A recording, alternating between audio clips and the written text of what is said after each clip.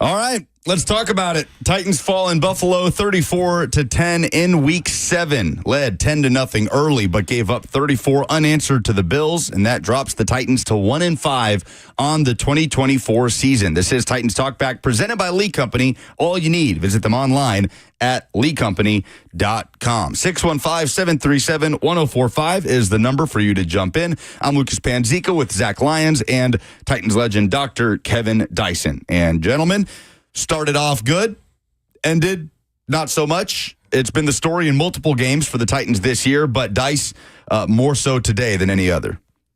Yeah, I mean, it's a telling story. You talk about halves, and it's kind of a microcosm of what this season has been, of literally ups and downs. And they get up and they get down. They never really get back up. And the frustrating part of that is it's almost like you just unload everything in the beginning, try to jump out in front and have no answers for the second part of that. And the frustrating part as a fan of the organization is, you see glimpses of the talent and potential that there is on this roster and on this team, and yet, for whatever reason, it's not culminating into wins or consistency for that matter. And I think, Callahan said after the game in his interview, it falls on him in finding that consistency. But you see the ability there, whether it's Mason or Levis in at quarterback. Now, as far as that's concerned, there's a definite distinction between the way they call the game. He calls the game with Levis in and with Mason in. I'm sure we'll talk about that here in a little bit, but the philosophy seems to be a little bit different. Seems a little bit more ball controlled. Get the ball in his hands a little quicker than trying to take shots. I don't know if they took any shots at all. I don't even hardly remember any opportunities vertical today. I don't know if y'all can think of one. There's two. According to PFF, there was two. I don't remember them, but he was 1 for 2, 50% on deep shots. We'll see maybe when they go back and watch tape, maybe that changes, or we watch tape and all that kind of stuff. But the longest completion was 26 yards to Chigakonkwo. Yeah. But some of that was catch and run, too. Right. Yeah. So, yeah, man. I mean, it's obviously a different type of game called. Again, I go back to my original statement. I think the frustration is you see the glimpses of potential there, but lack of consistency and lack of carryover past that immediate burst is blatantly obvious, and it's cost them in all their losses this year, especially. I hate this team. I mean, that's just where I'm at. Like, this is just not enjoyable football. I think Quandre Diggs said there's nothing wrong with being frustrated in the locker room after the game, and I agree. I mean, I think media, fans, players, coaches, staff, front office, I'm sure Miss Amy, everybody's freaking frustrated. Heck yeah. And the problem, I mean, your biggest issue is just quarterback play. I mean, it doesn't matter at this point. I don't care about Mason Rudolph. I don't care about winning games anymore, because at this point, he can't win you games. He played better than Levis, but that's not hard to do. And at the end of the day, it doesn't add anything to have Mason Rudolph play.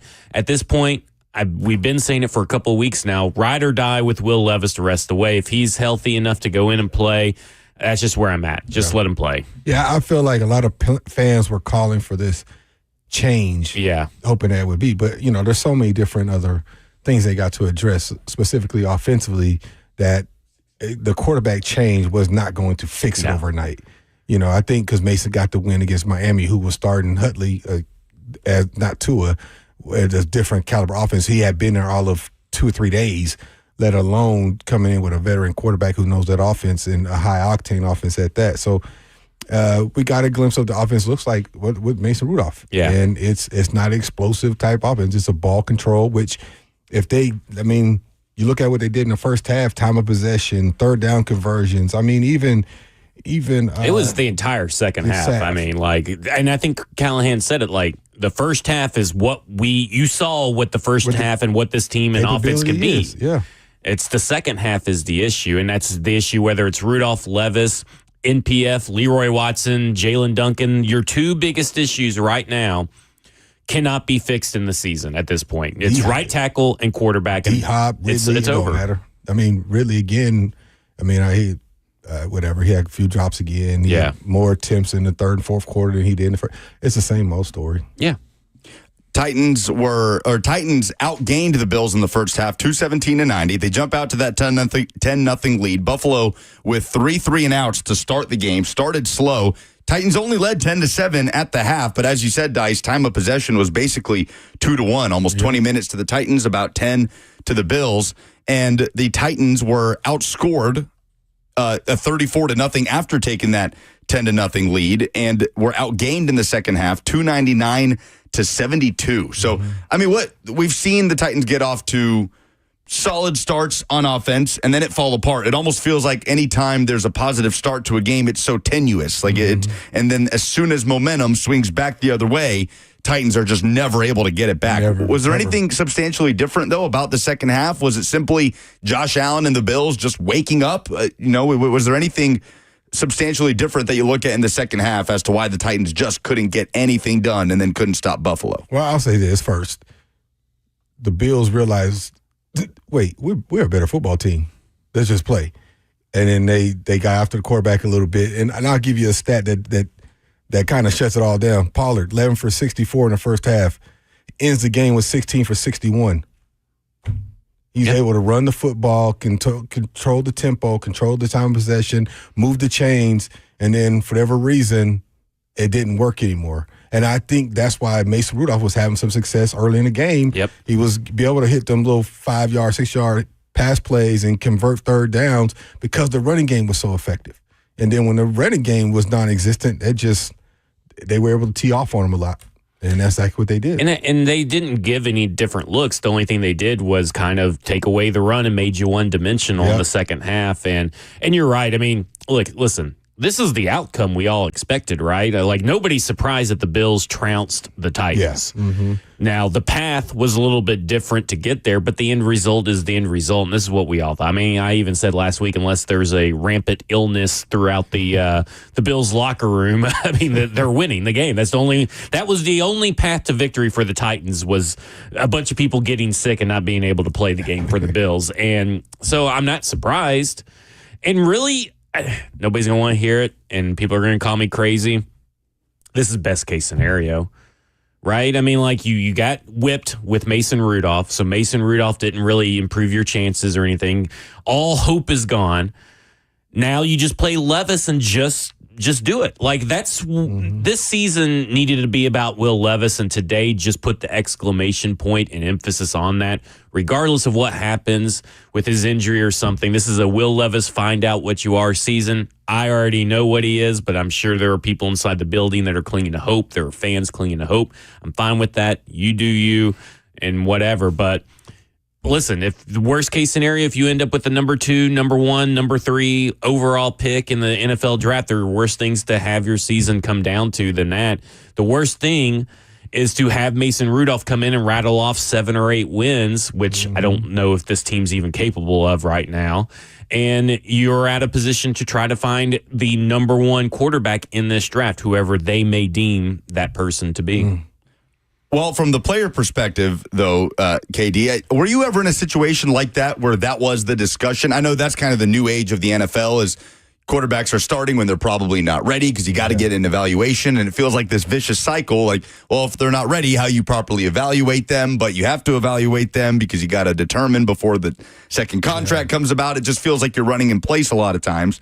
But have you ever been in that situation as a player in a locker room where it's about the quarterback, and then those are the discussions happening outside of the locker room where it's, well, no, it's better for you to just lose out and get the confirmation on your quarterback, yet still there's 50-plus guys in a practice squad that are trying to win games every week for their livelihood. No. Never been in that type of situation? This is the NFL I played in, was you developed quarterbacks, whether you picked them first, second, or third, or 115, or what was Tom Brady, 220 something. You developed guys. You had a veteran, established veteran, and they got to sit and kind of watch and develop. Maybe it was 1 year, maybe it was 2 years. There was a few guys, and maybe you can take it back to Peyton Manning, who was a day 1 starter, and he started from his day 1 of his career. But very few guys did that in that era. A lot of guys sat and waited, whether it be a year or 2. The shift started, maybe you can't blame it on Peyton, when those contracts started expanding, when you were talking about first and second pick being quarterbacks, their signing bonuses and guaranteed money was being paid as if they were veterans. And if you're going to invest that much, they're going to be the top 5 or 6 paid players on your roster, and they're sitting on the bench for 2-3 years. That doesn't make economic sense. So you almost are forced to play them from an economical standpoint because you invested a lot in them. This situation, though, I find it different in that sense. I don't know why it's being forced unless you don't have the established veteran, but he was a second-round pick. So it's not like he came in with – if he was the second pick, then I see it. Like Mariota, you had to play him. Like that, man, you invested that kind of draft capital and money, you play him. Well, this situation, and they start off like that with a different staff and regime and all that kind of stuff. He started off watching, and they try to develop him. And so I guess now they feel like, you know what, we got to play him. So I haven't seen this other than the last 10 or 15 years, and that's what teams are doing. It's similar to head coaches. It's we hire you, we'll see what it's like 2, maybe 3 years, and we move on. And they're trying to find that magic in a bottle.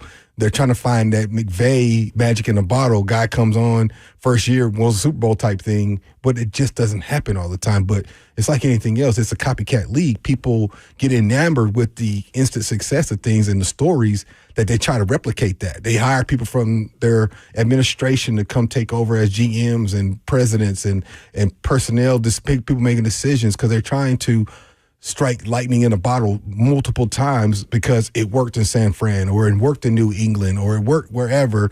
And so they try to replicate that. Well, it doesn't work everywhere. So you got to find your own kind of recipe and build upon the roster based on the personality of your head coach, based on your philosophies that is conducive to winning your way.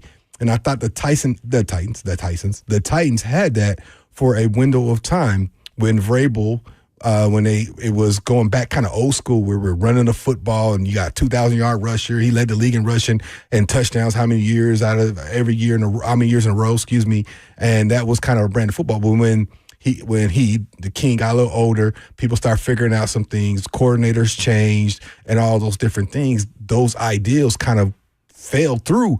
And then you never adjusted and never had the quarterback to adjust with because Tannehill was as good as Derrick Henry was, and vice versa, I would say, because Derrick Henry was having success because he was able to throw the football. And so now we're seeing we got to put in a young guy right now, and he's not having success. Now let's play it out and then see where we end up and go get another one. And then you're going to be right back, maybe, because you might the guy that you might get might be successful. But what happens when he's not? We go right back here, 2-3 years, start over, do it again, to your point. Vicious cycle. 615-737-1045 for you to jump in. A lot to get to as the Titans fall in Buffalo 34-10. They drop to 1-5 on the season in week 7. More of your calls when we come back, as this is Titans Talk Back, presented by Lee Company. All you need, visit them online at leecompany.com on 104.5 The Zone. And this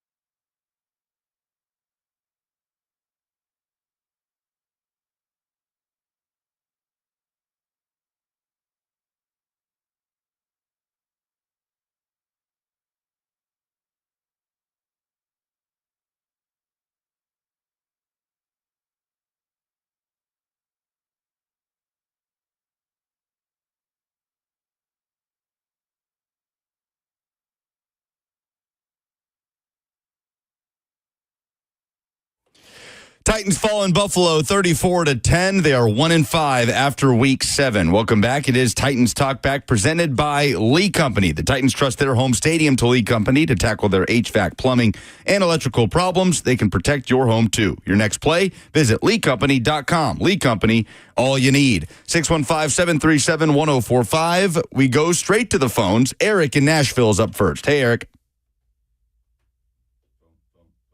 Hello?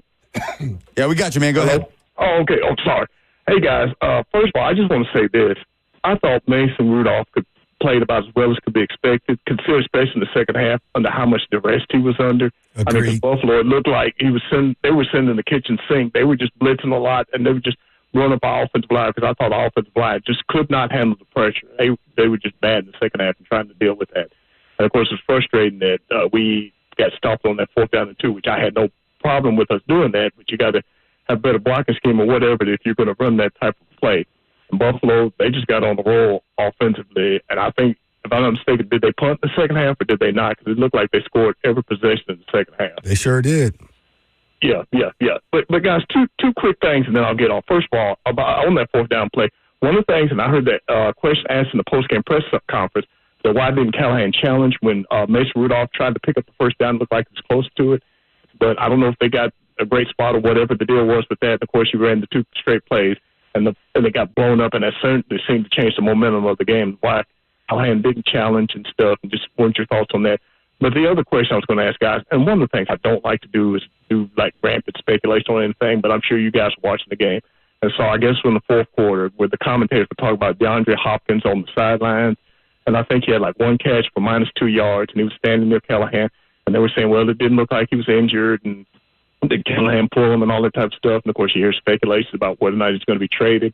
And, of course, I'm thinking about last week where Kellen Ridley was upset about his targets and all this type of stuff. And I'm not trying to stir up anything, but you hear that the announcers talking about him on the sidelines. Just, I'm sure you're watching the game, and just what was just running through your mind when you're hearing that talk and stuff like that, and just about DeAndre Hopkins, because I'm sure, I don't know if they talked to him after the postgame, and just it's just interesting to hear just about that whole situation. Guys, y'all take care, and we'll talk again soon. Thanks, Eric. They did. They talked to him. He said he was dealing with soreness, and that's why he didn't go back out there. You know, I know speculation was rampant that maybe he got traded mid-game. That's why he wasn't out there and stuff like that. But that, you know, supposedly he was just sore. You would think that he could play through the soreness, so I don't know really what's going on there. You know, Calvin Ridley is just, he's got the yips. He's like a couple people on this team right now that has the yips, and they got to pull themselves out of it. And he's obviously frustrated with his play. He knows this one's really on him on some of the plays today. He had 2 drops, maybe even 3 when you go back and look at it, and that's just unacceptable. They tried getting him the ball, and he didn't reward them with it. And that's something that he's got to look inward on.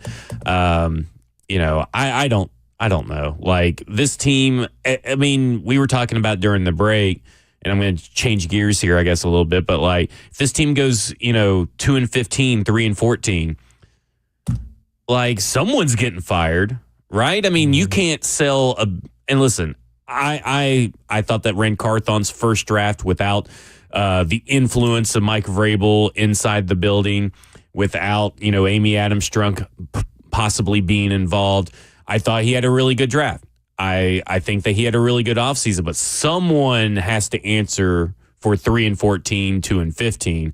And I don't know if that's Chad Brinker, if that's Rand Carthon, if that's Brian Callahan, if that is Brian Callahan giving up the play calling, if that is Bill Callahan, being put into a home for not starting Leroy Watson today. I mean, like, what is up with that? Like, this right tackle situation is utterly ridiculous, and we got the best right tackle play and still wasn't great last week, and that guy's suddenly inactive, and they're just like, well, we'll just keep rotating the same 3 guys in. Well, Leroy Watson was your best guy. It's pretty simple. Like, I don't know why they're overthinking it. That's just me venting a little bit. I apologize. Well, yeah, the right tackle thing was interesting. Watson inactive coming into the day. Jalen Duncan leaves the game injured. Nicholas Petit-Frere comes in. And look, we've been of the mindset all year that you defer to Bill Callahan on all things offensive line, all things right tackle. We'll see if Brian Callahan gets asked about that later in the week on the reasoning behind that. I haven't gotten a chance to see if he was asked about it in the post-game presser. We'll have to take a look after the fact. But he was like, his answer was basically, Lucas, that like, well, he didn't really play that great, so we're just still trying to find our solution. Talking at right about tackle. Watson. Yeah. So clearly they did not like what they saw from Watson. The other two guys put out way worse tape more consistently over the last year and a half. Well, to the Ridley point, KD, I did want to ask you, because I heard you talking about it last week on Titans Talk Back with Zach and Brent about Ridley's post-game comments. Everybody's heard them by now. And you making the point about getting early catches, how important that is to get a receiver into the rhythm of a game. And both things can be true, right? Yes, Calvin Ridley needs to catch that ball late in the Colts game, but also you got to get him involved early. So he had a point there. Titans tried to get him involved early, and he had 9 targets today and caught 3 for 42 yards. With a couple, 2 or 3 drops. Mm-hmm. Yes, I do believe rhythm is a part of a receiver and quarterback, for that matter, in any kind of game planning, and depending on a coverage and things like that. Even like you look at that play with the Bills with at the end there where they got the 57-yard pass play. There was a rhythm and a confidence that Allen had to go to Keon right there, and he had the confidence. He had been in the flow of the game, that it was just kind of like a pitch and catch, as opposed to I'm pressing to make this play because – I put it out there that I need the ball. I don't know if the ball's coming to me again until the fourth quarter. Like, all the different things that go through your psyche. And I think right now, to your point, Zach, I think a lot of guys are just pressing because they're right. They're professionals, man. They want it. They don't want to lose. I mean, they don't practice all week to go out there and perform badly. I'm gonna say, let me stop that right now. Like, there's not a athlete ever that practices with the intent to lose. Like, right. You don't do that. Except for maybe Isaiah Wilson. But why? Yeah. But because why practice at that point? Just show up, lose the game, and go home. So your intentions are to win. So there's a lot of frustration and a lot of pressing, I believe, right now.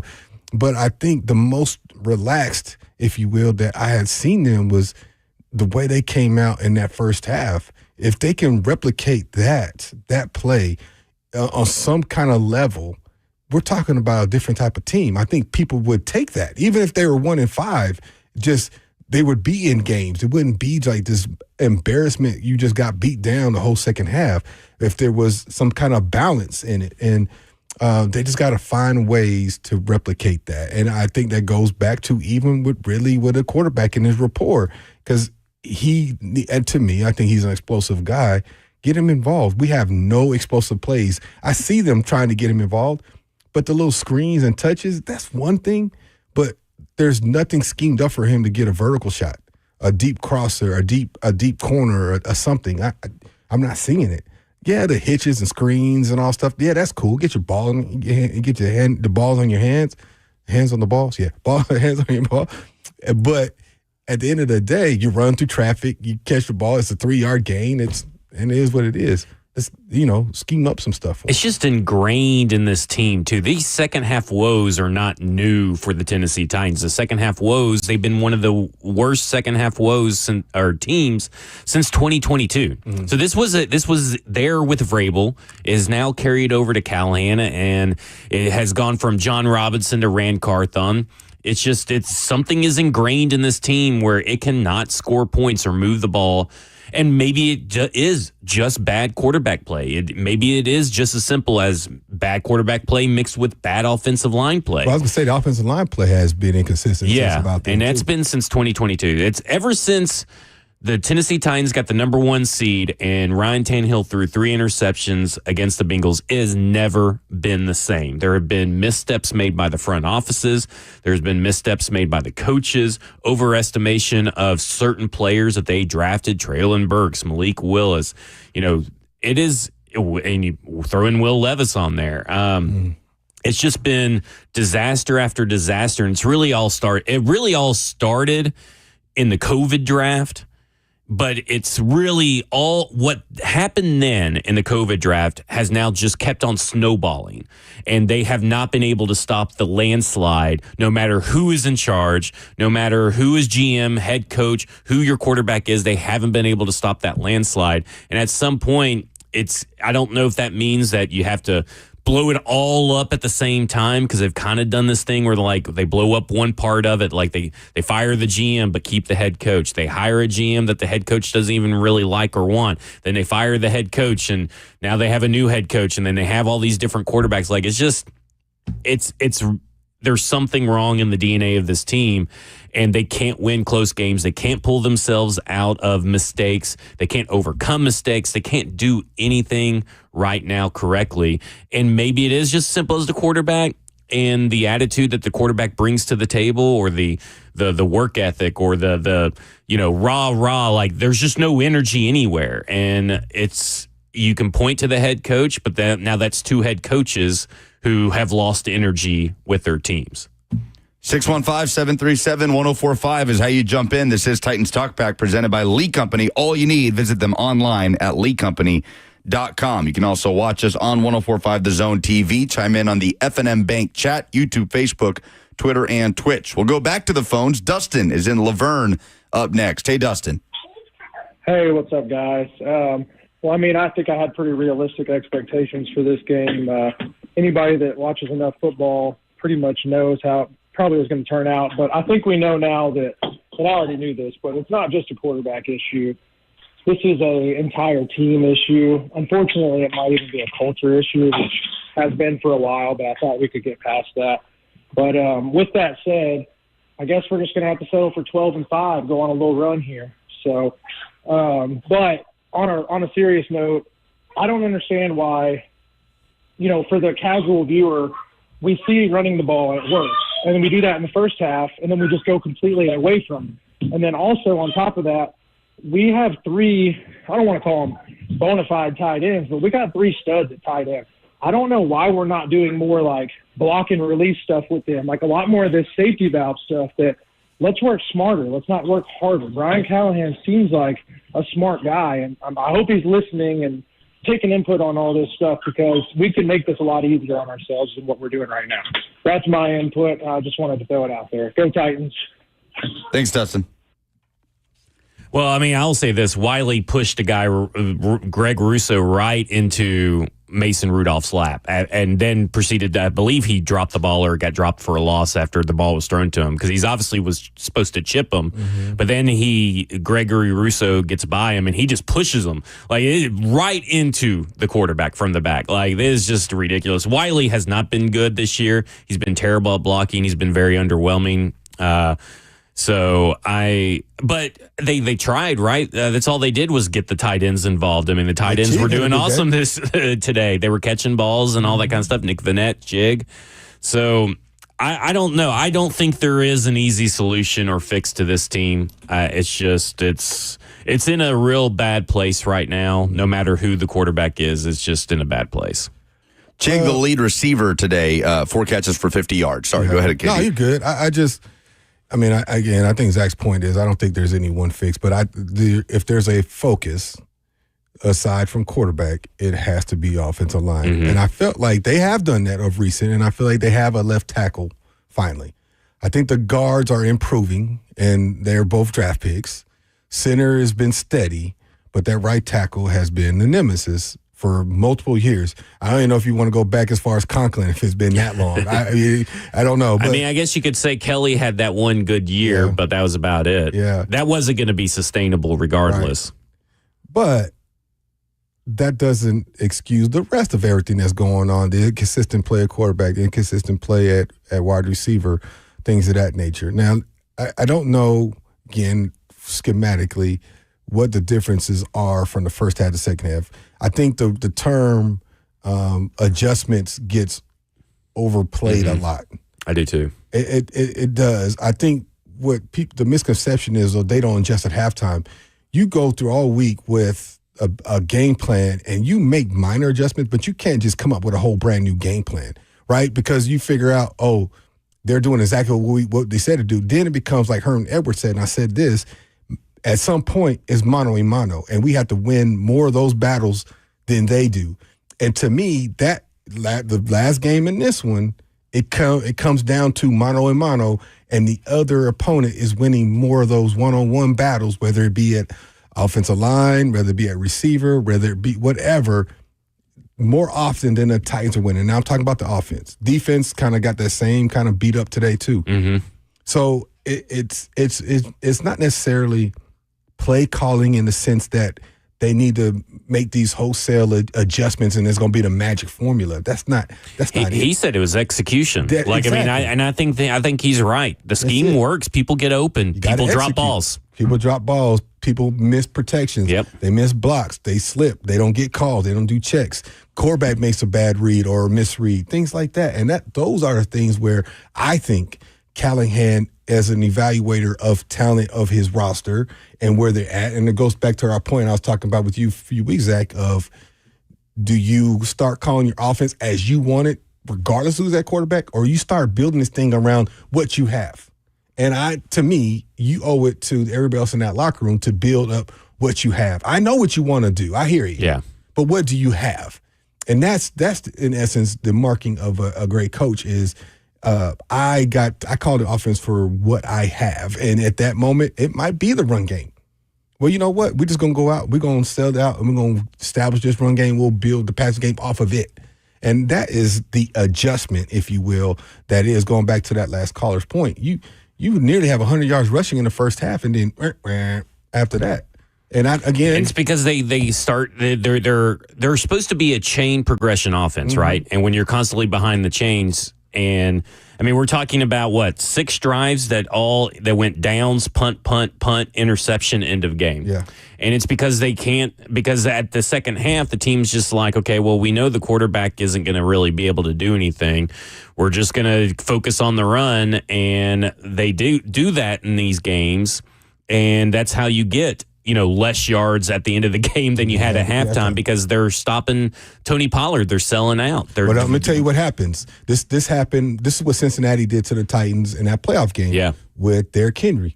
They went a 5-man front, basically, man on man. Yep. And they figured at one point, we're going to win some more of these battles than you are. We believe our 5 guys are better than your 5 guys, or 6. If you have a tight end attached, we walk up another guy.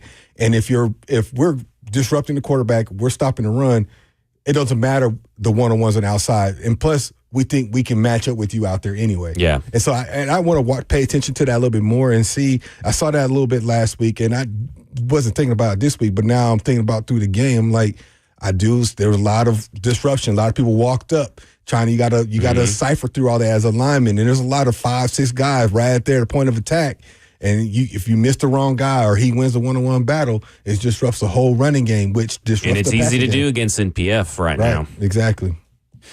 See, the phone calls are lining up to talk about this Titans loss in Buffalo, 34-10, where they go from here at 1-5. It doesn't get any easier, by the way. Headed to Detroit a week from today, and the Lions sit at the top of the NFC North. That's right, knocking off. The good news is they're missing their best stud DN. Yeah, Aiden Hutchinson. Well, they didn't miss him today, Dice, as they knocked off the Vikings. I haven't looked at their pass rushing numbers against Minnesota, but they do give Minnesota its first loss of the year and win in a shootout to go atop the division in the NFC North, a really strong division in 2024. Woo.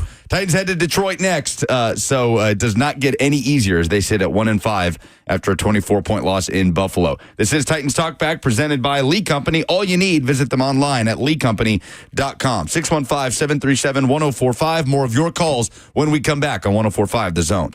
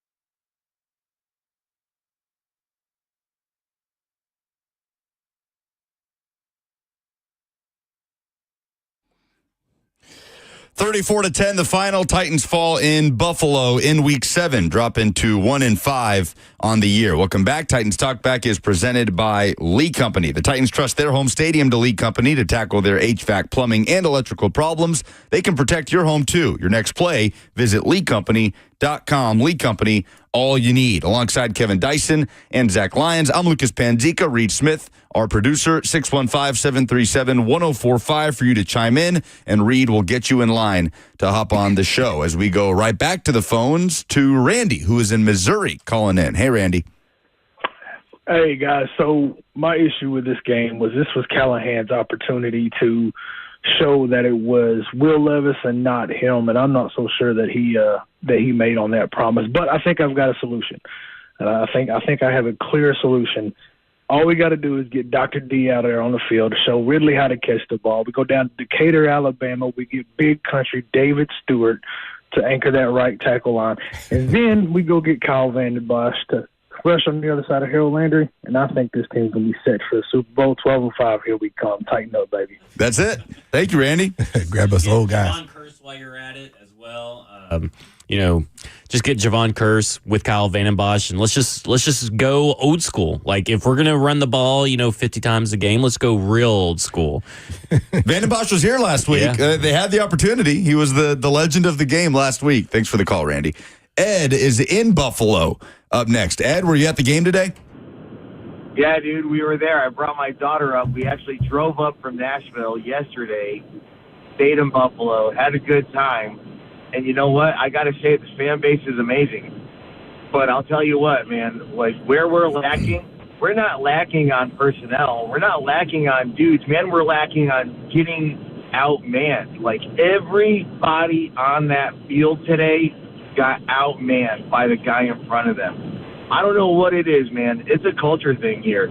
I was talking to a lot of folks up here, and they're all saying the same thing, man. They're saying the same thing that we're all thinking down there. It's culture. I don't know what it is, dude, but this is killing me. We have got guys on the field that are better than everybody else on the field at the same time. Yet for some reason, I don't know what it is, these guys get in their heads and they forget that they're professional athletes, man. They forget that they're out there to go out and beat that dude in front of them. This is killing me, man. Like, I don't know what to do. We've been season ticket holders for quite a long time. And this is the worst team I've ever seen. And the reason why is hope. The team gave us hope, and then they took it away from us, man. I can't take this anymore. I'm not going to any more games until this leadership does something better, because the product they're putting out for us right now isn't worth my money. And I don't know anybody else in Nashville or in the United States of America that wants to pay money to go see a bunch of guys like this go out there and half-step through their courses, man. That's all I got. Thanks, fellas. Thanks for the call, Ed, and drive safe on the way back. It's a long trip up to Western New York. Yeah, don't blame the team because you made that choice. I just want to throw that out there. You should have seen the Bills win in this game in decisive, fashion. Well, but I do understand his frustration. Like I said at the top of the show, Quandre Diggs said it. Nothing wrong with being frustrated. And you got to go see some of these venues. I mean, that's about to be torn down. Yeah, it's like I missed out going to the old Yankee Stadium. Like you got to see some of the venues, before. So I get that part. Yeah, of it. I definitely go get pee that. in those trough urinals at the Buffalo Bills Stadium. Yeah, I mean, Highmark Stadium, I will say, is the most. It's the most college-like NFL environment I have ever been in. I mean, they show up, and it's similar to here. They're building that stadium right next door. Yeah, I saw that. Yeah, but it's a special place. They're passionate fans, to say the least. And imagine going there the year after the Museum Miracle and being a guy who scored the touchdown. How'd that go for you? It was pretty exciting. And then I took a free agent trip there. That was kind of interesting too. I was worried. I was worried about my safety. Yeah, they take it pretty seriously. There's not a whole lot else to do up there in Buffalo, but they're happy with their football team at 5-2. Absolutely.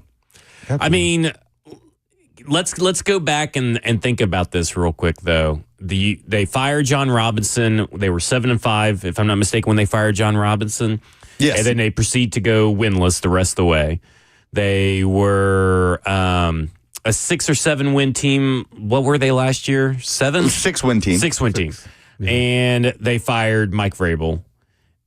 I still got to bring it up. I think it's a question that we all need to kind of put in the back of our head, file away for later or whatever. But heads are going to have to roll if you have, after firing your general manager, which rightfully so. Okay, like I don't want to think that people think that I think that they shouldn't have fired both those people. They definitely should have, but someone's going to have to get fired this time. Like someone's head has to roll. And it's just, I don't know who it is, but you can't sell the status quo, even though they did tell everybody this was going to be a rebuild. They said it was going to take 2 or 3 years. If you went and listened to them on the OTP, that is what both Chad Brinker and Rand Carthon said. So how much is Amy in on a 2 to 3 year rebuild?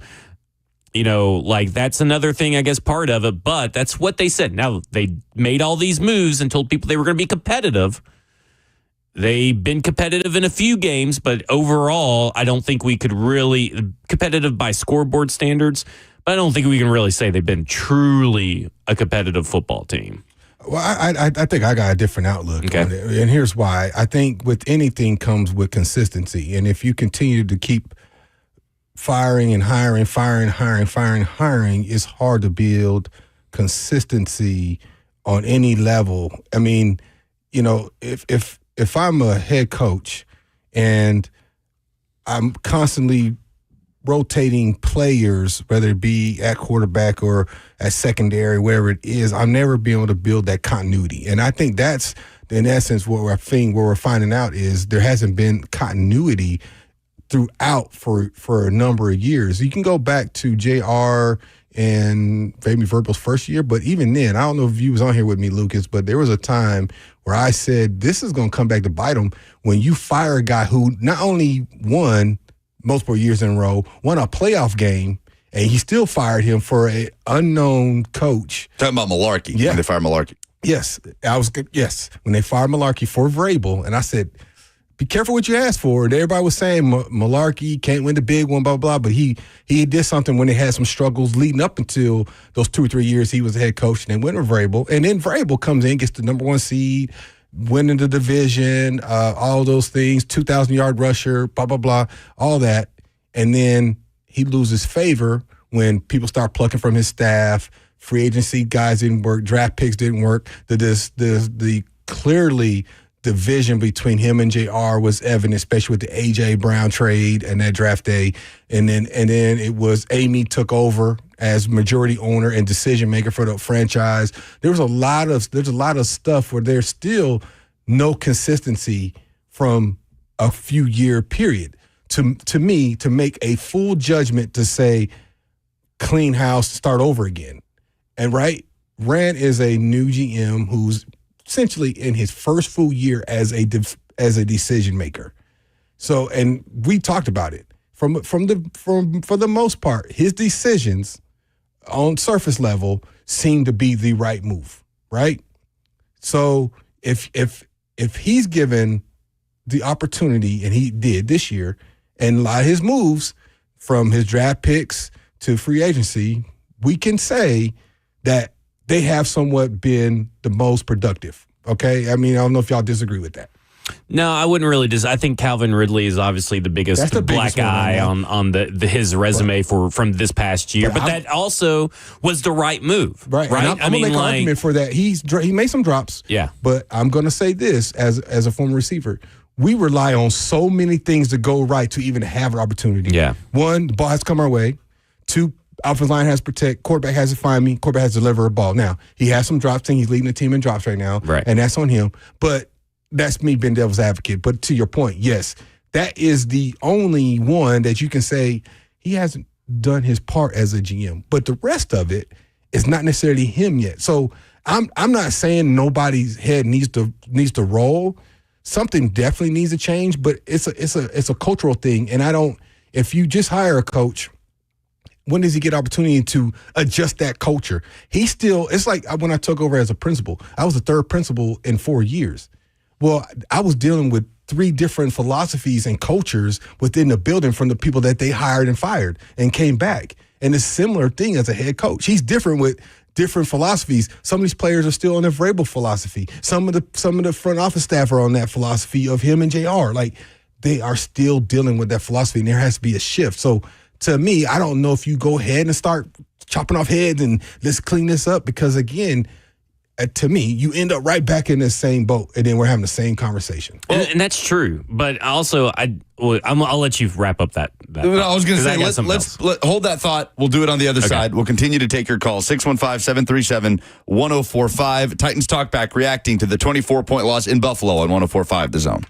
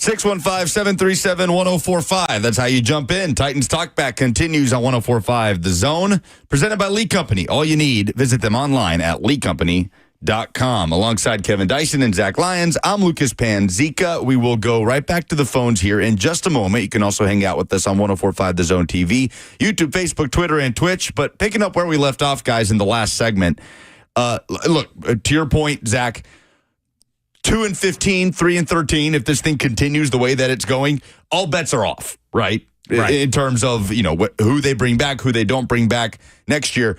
KD, you and I were talking throughout the course of last season about they're not going to fire Vrabel, right? Nobody really believed they were going to fire Vrabel until they fired Vrabel. I definitely didn't believe it. Yeah. I mean, it got so bad that they made a change. So at the end of the day, you can have these, they're not going to fire so-and-so, but then it starts to go down a road and it just keeps going and keeps going and keeps going. There's always a breaking point. And clearly for Amy Adams Strunk, the breaking point last year was what happened and a lot of the circumstances and losing to the Texans in the Oilers uniforms and ending up with 6 wins. And the trip to New England. The futility of the offense, and it hit a breaking point. And they did the thing that people were, by the midseason point, some Titans fans were yelling, fire Mike Vrabel. But if you had looked at anybody before the start of the 2023 season and said, hey, end of the year, Mike Vrabel's fired as the Titans head coach, what would the reaction have been, right? Like, no way. No way they fire Mike Vrabel. And they did. It got so bad, it hit the breaking point for them as an organization.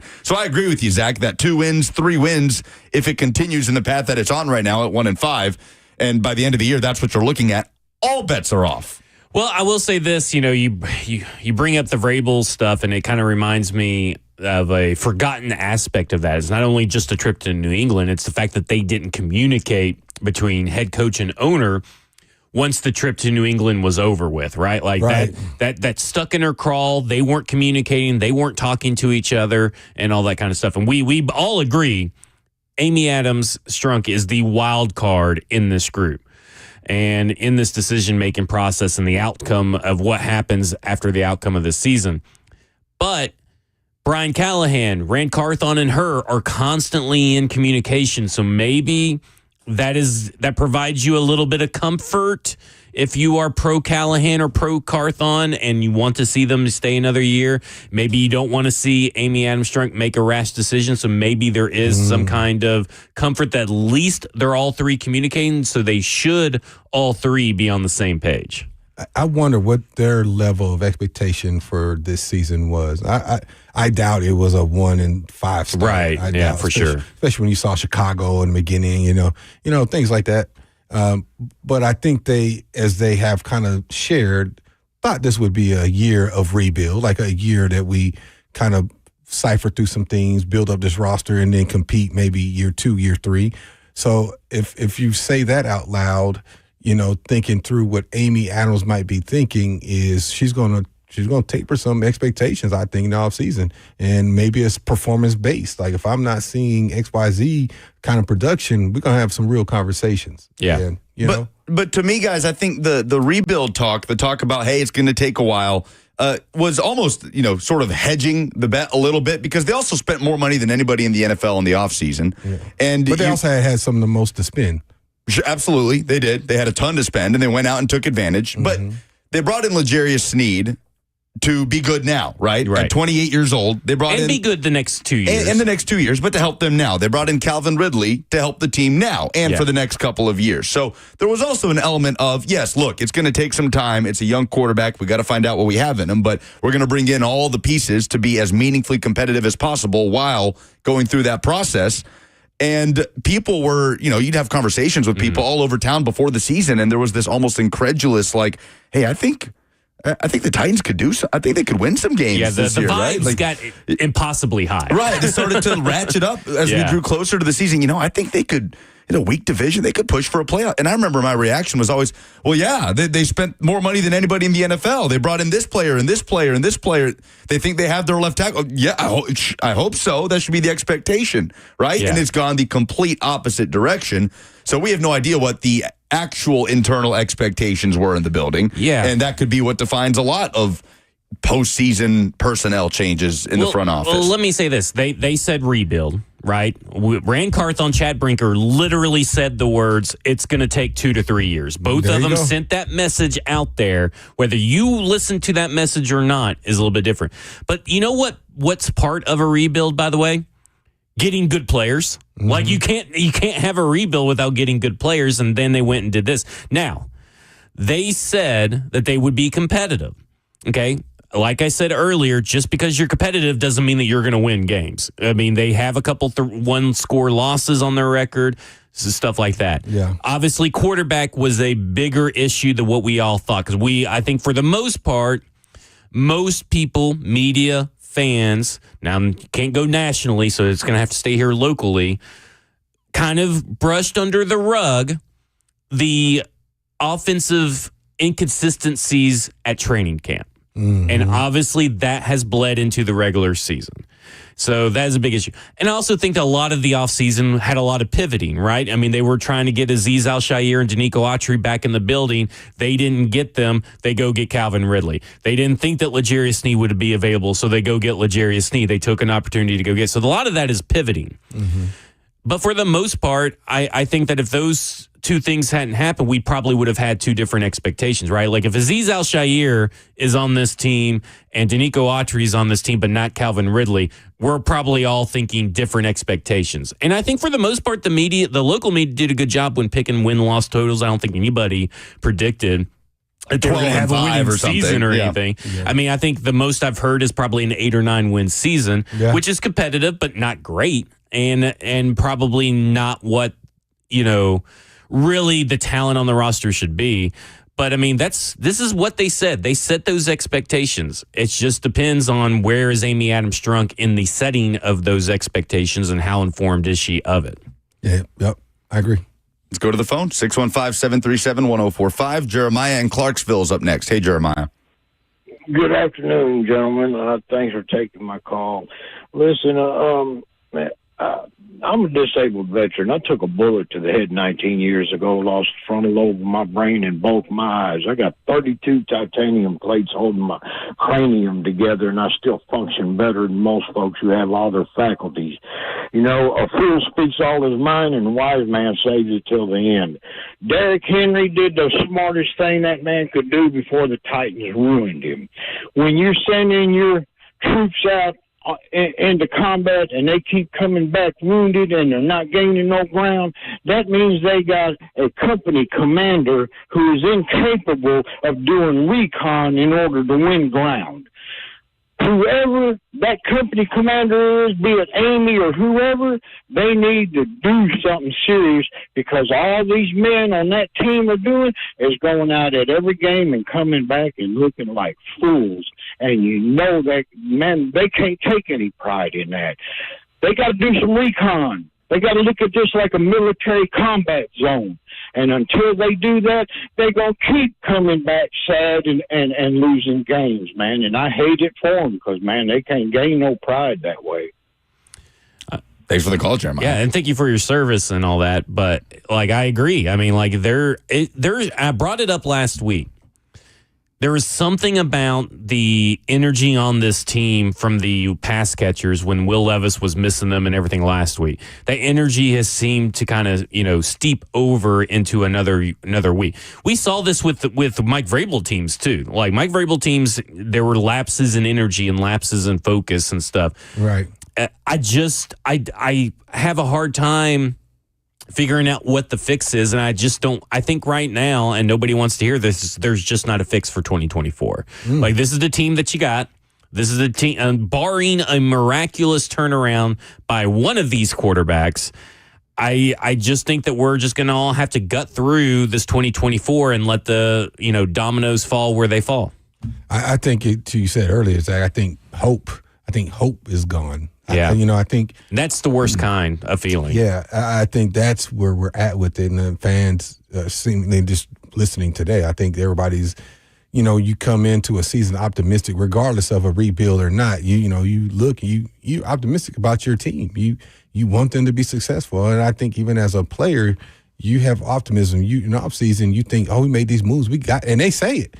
we got players in this locker room. We believe we just got to put this thing together. And yeah, there's a lot of truth to that. You need to put this thing together because it's not working right now. And so, I think to Zach's point earlier in the games is just right now it's so grim. Like where is the optimism? Where is the quote unquote hope that you have for this roster right now? And we're beyond that. And so the fact that we're not at the midpoint of the season, like I know we're kind of even talking about it kind of underhandedly of draft pick and where they land and all that kind of stuff and the potential of if you're in the top 2 or 3, what do you pick at that point? We're kind of starting to have that conversation. We're not even to the midway point. They could completely flip this thing around. Chances are it's not happening, but they can completely flip this thing around, end up winning the division, and make the playoffs. And, so I'm saying that to say we've seen crazier things in the National Football League where people flip things around, they figure it out. But right now, with all the gaps and things of that nature, I think it's getting to the point where it sounds like people are losing hope in this organization, at least for the 24 season. And I think Steve says it best in the F&M Bank chat on YouTube. Like all the responsible media people said this year will go as Levis goes. And they are living and dying with Will Levis. And guess what? They're just dying with Will Levis. Like that's just the state of the franchise right now. And today they did with Mason Rudolph. Yeah, true. Right. And that's my question to you guys. Rudolph, 25 of 40, 215 yards, a touchdown, and an interception. How do you put up this performance with Will Levis's performances so far this year, right? Because a lot of people have been preaching, myself included, that this team's biggest issue has been quarterback play throughout especially those one-possession games, Chicago, the Jets. You win those games with, even one notch better quarterback play, right? Just not doing the deathly mistake at the end of the Chicago game, and you win that game. Brian Callahan said it himself. We could have punted on 1st and 10 in the second half and won that game. So with all that in mind, if we're saying that the biggest reason for the Titans starting 1-4 to the season has been quarterback play, what do we say about Mason Rudolph's performance today? Was he better than Will Levis today in Buffalo, as low as a bar as that's been this year? Yeah, it's a low bar to clear, but yes, absolutely. He did what Brian Callahan wants to see be done and distribute the ball like a point guard. He wants the offense to run on time. He wants to get in and out of the huddles efficiently and all that. There are many, many throws I felt today where Mason Rudolph made them, and I'm like, I don't think that Will Levis makes those throws. Not because of arm talent, but because he's never on time. Now, again, if he had came in and blown our socks off, then we'd be having a different conversation. But because he was just barely better than, it's like Leroy Watson, right? Like in my opinion, Leroy Watson is barely better than NPF or Jalen Duggan. Doesn't mean that he's elite. It doesn't mean he's awesome. And Mason Rudolph is clearly not elite, but that's why I just think that at this point you just roll with Will Levis. You just need to. Rudolph at halftime, 18 of 23, 155 yards and a touchdown. So he got off to a nice start in terms of doing just that, having the answers and then being able to find those answers and get the ball into the hands of playmakers and not make the costly turnover. But Titans completely unable to move the ball in the second half. I think that's good. And I think that's good statistically. I think it shows ball control. He's not doing anything to cause your team to be the reason why you lose, at least for the first half, right? And I even give him credit in a pass in the second half, which of lack of production, because he was running for his life a lot, And he's not a mobile guy. He's not a mobile guy. But I think ultimately, Callahan wants to push the ball a little bit. And with Mason, he seems to be more of ball control, keeping things. And I don't know, and it seems to be the recipe they need to have anyway, with Rudolph. And I don't know if they can coach that patience into Levis, which you go back to his last game, whether it's because his shoulder was separated or whatever it was, he didn't take many shots. He was under control. He was passing, just dumping it off real quick, not really taking shots either. And his shots he did take, he didn't have the velocity and that we've seen out of him either. So, the conventional thinking is, yes, I think he's producing a little bit better, but it's not an aggressive style offense, and it's more of the same of what we have seen, more of a conservative ball control type offense. And how do people respond to that? Now, that might be the formula for this team because Pollard and when Spears is healthy, they have been, at least in the first half of games, pretty good, but that's just much more the same without Derrick Henry. So, or do you want an offense where you're putting the ball in the air, a little bit more frequently and more vertical? I think that's what they want, but they just can't. Like right now, whether that's because of the quarterback or the offensive line, pick your poison. Yeah. I mean, if you want to take both as a shot, go ahead and do it. Like at this point, this is not the offense that Callahan wants to run. This is the offense that Callahan has to run. Yeah. And I think that's the thing. Because if you look at the scheme, if you look at the plays, like let's go back to last week when everybody dogged, Brian Callahan for those 2 short passes on the first drive. Mm-hmm. Well, the first one was supposed to go to Calvin Ridley, and what did the quarterback do? Not even look his freaking way. Like, that's not a Callahan issue. That's a Will Levis issue. Mm-hmm. And then the next part... fooled by the coverage in that play, according to Nick Holtz.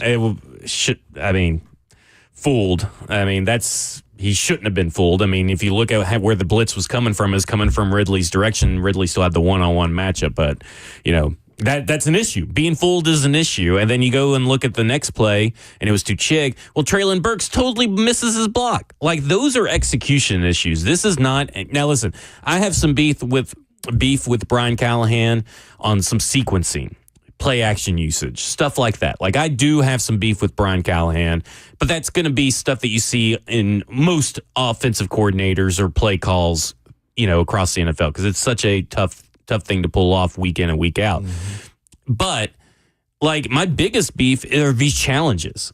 I am sorry. That was clearly Mason Rudolph getting a first down on that run, and you chose not to challenge it. And I know that he technically won the Dalton Kincaid challenge and they gained half a yard, but that was a bad challenge. These challenges, whether he's listening to the analytics people in his head or the analytics people are getting it wrong, I don't know. But like those challenges today just make no sense. And he can try to explain it away all he want. I ain't buying that BS.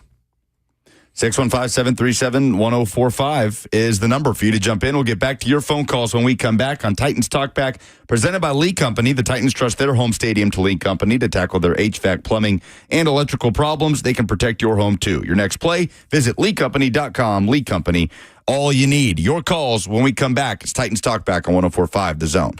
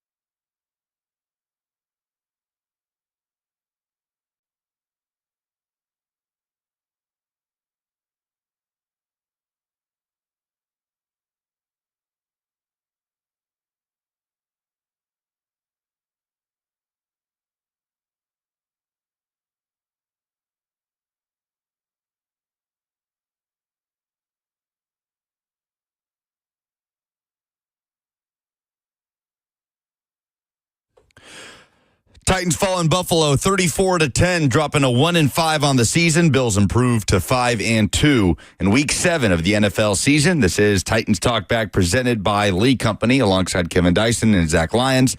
I'm Lucas Panzica. Reed Smith is our producer. Quickly, the Kellum science behind the stat. Titans punt returner Jaquan Jackson was the Titans' fastest ball carrier today, hitting 18.86 miles per hour, according to Next Gen Stats, presented by Kellum Stem Cell. From autism to arthritis, your body, your cells, your solution. Call 615-850-4415 for your consultation. So, I don't know if that's more of a credit to Jaquan Jackson or more of an indictment, guys, on the offense. As we've said, no ability to create any big plays today. The biggest play of the Titans offense today was a 26-yard completion to Chigakonkwo. I wonder if that's when he ran 40 yards sideways. It might be. That's probably what it was. It might be. There was a flag thrown on that play. You might be right about that. Also, the Higginbotham right call of the game was the touchdown pass from Mason Rudolph to Nick Rushbrook-Akine. The play action near the goal line. Rudolph extending the play and finding NWI for his second touchdown of the season, 4 yards. That put the Titans up 10-0 at the 11:31 mark in the second quarter. Of course, from there, it was all Buffalo, a 34-point run to win 34-10. Higginbotham can be your business teammate by helping manage your risks, limit your liability, and put a plan of action in place and control your costs. Insurance plans for your company and your assets. It's all online at higginbotham.com. 615-737-1045 is how you jump in. We go back to the phones to Adam in Portland up next. Hey, Adam. Yeah, man. So let me tell you about the last 25 years of my life. So every Sunday in the fall, I started to get super excited at 8, 9 o'clock in the morning, knowing the Titans are going to play. Usually my afternoon's predicated on how they played the game before. So I've had a lot of lonely, sad afternoons, of late last couple of years. But the problem is that when we lost today, it didn't bother me. And that is a problem, man. I've hit this wall where it's okay, whatever. We suck so bad. And we're so far from solutions. I'm sitting here thinking, what would the 99 Titans do? Well, they drafted Javon Curse. We could definitely use the Javon Curse on this team. We could use somebody to get maybe the offense would play better if we could actually get pressure and stop somebody else from scoring. But then again, we had so much offensive leadership on that team. All of our wide receivers were leaders. Our tight end was a freaking leader. Our center was a leader. Our guard was a leader. Our left tackle was amazing. Hall of Fame status. Everybody was so good in a leadership role, and we have none of that. So, I could look at it, and I think Callie kind of sucks. But then again, I don't think Jeff Fisher was a Hall of Fame quarterback. I know he's nominated, but I don't think he was anything super special. I loved him because he was my coach, but these players are so far off of the leadership that we need, man. You need somebody to pick them up, and I don't see anybody on this team reaching and grabbing and saying, I'm going to elevate the players around me. So I don't know, dude. That's where I'm at. I know you guys said, what are the fans doing right now? I'm just kind of numb, I'm numb to it, and I think that's a scary place for me personally to be as a fan.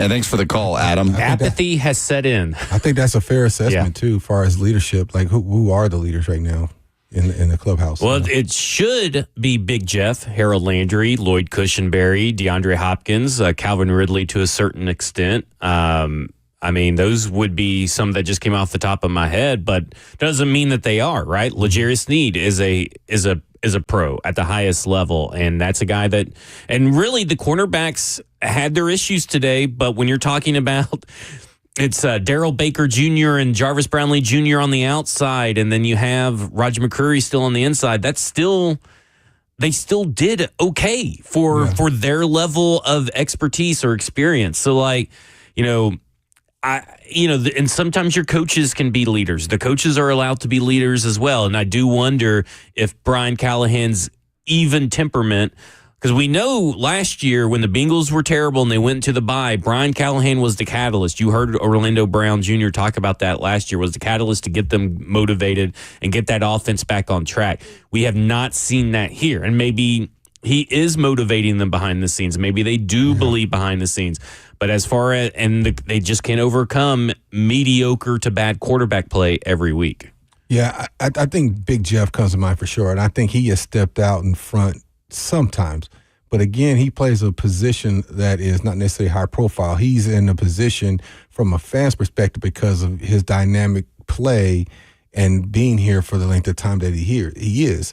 I think if you look at like the face of the franchise, that's where I'm talking about. Like that, like Eddie, Steve, Kerry Collins, Keith Bull, like guys that were out front.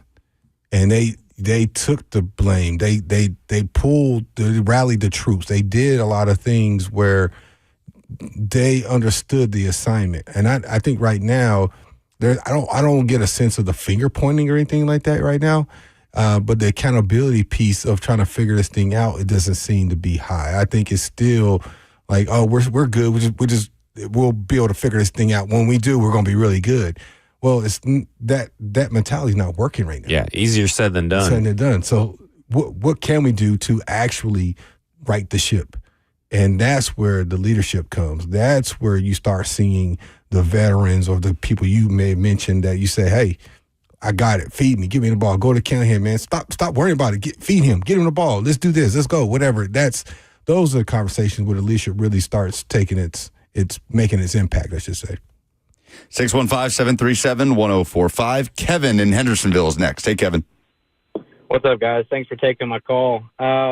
Just give you a little context of where I'm coming from. I am a Carolina Panthers fan, somewhat converted to a Titans fan just after living here for a while. So I'm not sure why I succumb myself to this. Rough year for you, Kevin. We do.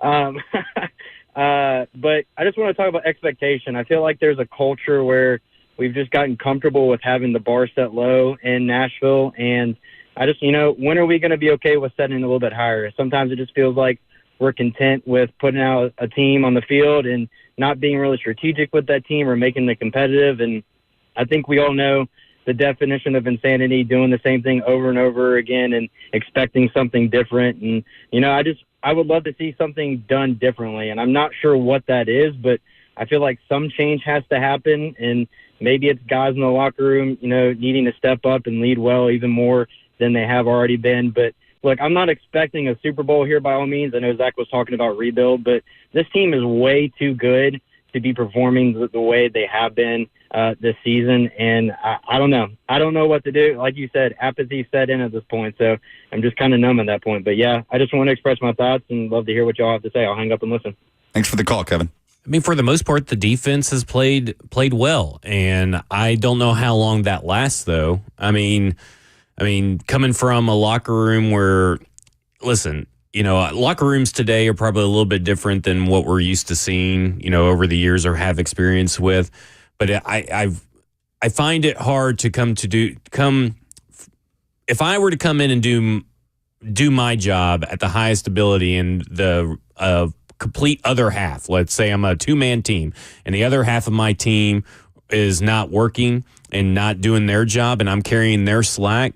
You grow resentful. Yeah. Like that's really hard. It's a human aspect to it. It's not just, it's really easy to say, well, we're all professionals and everybody does their job, but it has to be kind of miserable to go into a game, to go into work every day knowing that I'm putting my best out there and it doesn't feel like someone else on the team and mainly a whole side of the ball isn't doing the same. It's going to wear on you as the season goes on. And unfortunately, again, we keep coming back to, I still don't know what the fix is. Yeah.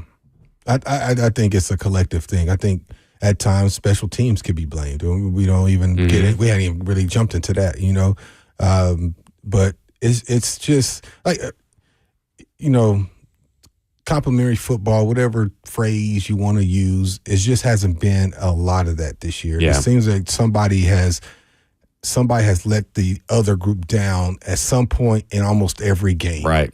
And I think that's the frustrating part of all of this is no matter how good the offense was, defense struggled and then vice versa. So it makes it hard to be good defense when offense is struggling and then vice versa when you're playing behind the numbers all the time. And then special teams doesn't work out, give you bad field position or penalty to put you in bad position. Like it's the quote unquote complimentary football just hasn't been of many this year. And that's another component to all of this. So And and it's hard to call plays one way or the other if you're playing behind the sticks, regardless, offense or defense. And if you're turning the ball over or special teams put you in a bad spot, and now you're defense and you're trying to protect, this league is built for offense, and it's hard to get stops.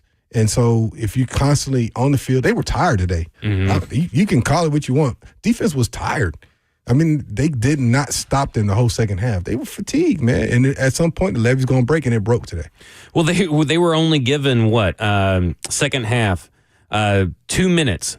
2 minutes and 18 seconds, a minute 23, 29 seconds, 4 minutes and 49 seconds, and 1 minute and 53 seconds of rest in between possessions. That's the time of possession on the Titans' second half series. Yeah, on the offense. So, they weren't given a lot of rest, on the sidelines, and they were having to go out there against an explosive offense with, let's call it like it is, with Darrell Baker Jr. and Jarvis Brownlee Jr., who I think played really admirably for the situation they were put in, but it's against Josh Allen.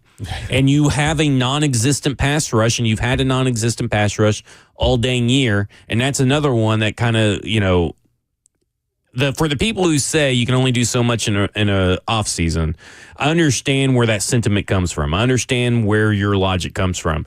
I just don't agree. You knew edge was an issue, right? You knew that was an issue. Brian Callahan went on record down in Orlando and said, Arden Key is just a rotational player. He's essentially telling you he's just a guy. And they do nothing but address it with a 6th-round pick. Or 7th-round pick. And I like Jalen Harrell. Jalen Harrell made a play today, but that's not enough to necessitate not making a move there. We all knew what NPF was. We all knew that Jalen Duncan, who he was, and they didn't do right tackle. Edge and right tackle are pretty dang important for a successful football team because now edges line up just over a right tackle. Right tackle is 90% as important of the 100% a left tackle is. And they did a great job getting a left tackle. And it looks to solidify that situation over there on the left side. But when your right tackle is so bad, it's really hard to scheme around that. Well, Arden Key popped up today with his first sack of the season, as I guess it's a good time to get to the Kroger sacks for cash. Tonight, the Titans had 1 sack, courtesy of Arden Key, like we said. For the season, Kroger's donation to Second Harvest Food Bank of Middle Tennessee now stands at $1,700, courtesy of that sack by Key. Every time the Titans sack the opposing quarterback, Kroger donates $100 to Second Harvest Food Bank of Middle Tennessee. From Kroger, through its Zero Hunger, Zero Waste plan, Kroger is committed to ending hunger in our communities. This is Titans Talk Back. We are here courtesy of Lee Company. All you need, visit them online at leecompany.com. We will get right back to your calls coming up next on 104.5 The Zone.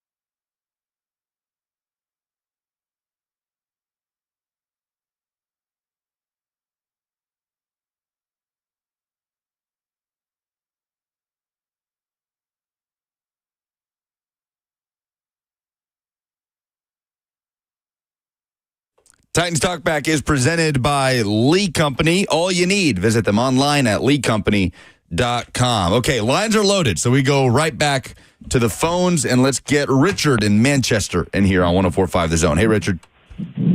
Hey, guys, I'm in Winchester. Winchester, sorry, go ahead.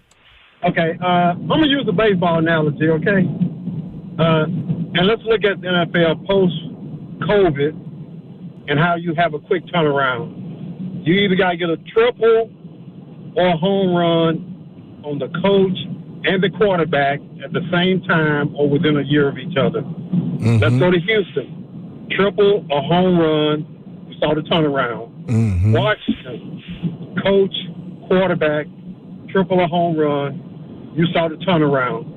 I think I'm going to agree with Dr. Dyson. I don't think nobody should be fired this year, even if you go 1-15. I hate it. But I do think, with that being said, Callahan has to have his quarterback next year from the draft in the first round. And you do that, and then you have your roadmap for the coach, quarterback. Now, that doesn't mean if you still go 1-15, then you get rid of Callahan, because there is an NFL history of coaches drafting quarterbacks, getting fired the first year of that quarterback. Jeff Fisher, Goff, Jameis Winston, Lovie Smith, Carolina with Bryce Young, and his coach from last year. But you do have to let Callahan draft his guy, and the problem is the quarterback. The quarterback is the problem, and until you clean up the quarterback and the coach, and we got our coach for at least another year or two, then you have to draft the quarterback next year. You have to. That's my call. Thanks, Richard. Thank you, Richard. I appreciate the call.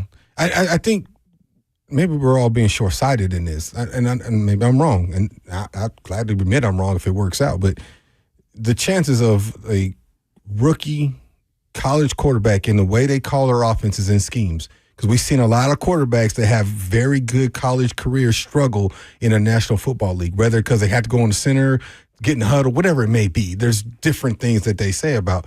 And we tend to think you're going to find that special someone in a draft that's going to just turn your franchise around. Is there a quarterback that's a backup to one of those guys right now, like a Joe Flacco, that is serviceable until you figure that part out? Like, I'm just saying Joe Flacco, who's had some success. But I mean, can you get a Gardner Minshew or Sam Darnold or someone like that? I mean, because Sam Darnold's kind of starting to regress, and I figured that was going to happen. Right. But the Vikings' plan coming into the season was start Sam Darnold and J.J. McCarthy. Yes. Who knows when or if McCarthy would have stepped in? That's besides the point. He's out for the season. Yeah.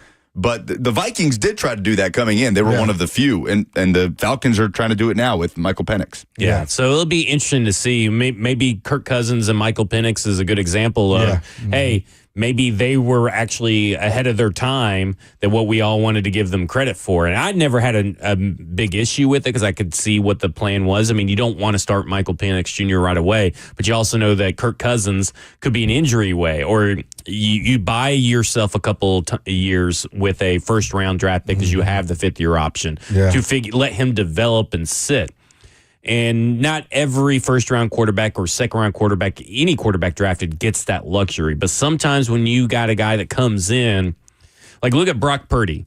They went and drafted Brock Purdy even when they had Trey Lance, right? Right. And they gave up on Trey Lance like that, and they were rewarded with it. And I can remember Fred Warner saying that year in the offseason that, like, Brock Purdy is just different. And you're looking for a guy that's just different. And Will Levis was different than what we've previously had. He wasn't a gun-shy quarterback. Now, you could say that maybe he has turned into a gun-shy quarterback. But this offense, what you are looking for this offense, if you are going to start scouting quarterbacks because you've given up on the season and you're going to start watching Cam Ward in Miami or Shadur Sanders in Colorado, you're looking for a guy that can make throws on time. You don't need big-time arm talent. You don't need the Matt Stafford arm or the Will Levis arm. You need a guy that can make throws on time and go through his reads quickly and can navigate a pocket with accuracy. That's what you're looking for. Sanders, I mean, you can say what you want to say about him. He comes to mind as probably that guy. He's that guy in this offense. Like he could operate this offense. Talking about Shadur Sanders from Colorado. I'm very convinced about that. And that would be great radio, by the way. Great shows. Oh, and you hire Dion as your offensive coordinator. I don't want to do this in week 7.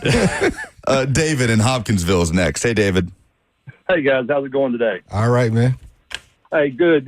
Great fan of the show. Dr. Dyson, fan of you when you played. Appreciate you. Touching in on what you guys say about quarterback play. We're in a very unique situation. I mean, like a lot of fans, I want Levis to succeed, but I'm also a realist. Understand that there's a window that's only open for so long, and it's business, and you guys got to perform. And just listen to what you said. And Dr. Dyson, you make a lot of sense between when you played and now today's NFL. The turnaround time, the expectation has gotten so shorter. And has some of these guys, like you were just saying, the previous guy was just saying, guys coming out of college and being so much success that the expectation is that they transfer over to the pros, and there's that maturation that maybe as fans and people, we're not giving people time to see that yet. I don't know. I'm just kind of looking at this, but being a season ticket holder last week when we left the game, the wife and I, we were just kind of like visibly like, man, we're kind of angry over this, the way the game played out. And it wasn't that we're mad at the team or mad at the players or ready to throw the towel in. It was just like the opportunities missed is what's kind of been the hard thing to digest. Yeah. And, and starting back with Chicago, and it seems like that underhanded pass that Levis tried to throw, and I hate to bring that back up, and I don't want to pile on Levis because, I want to see all these guys succeed, but that seemed like that kind of started the spiral. I appreciate that call. Thanks, David. What's crazy is when you think about it, you're really a few series away of being probably like 3-3, 4-2.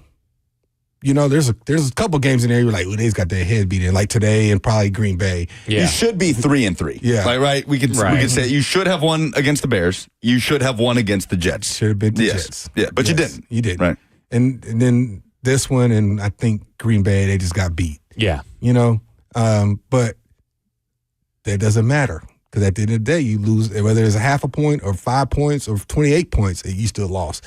And I think it's in the capacity to which they're happening. It seems like we see glimpses of the capability of being something special or good. And I don't know about special, but good.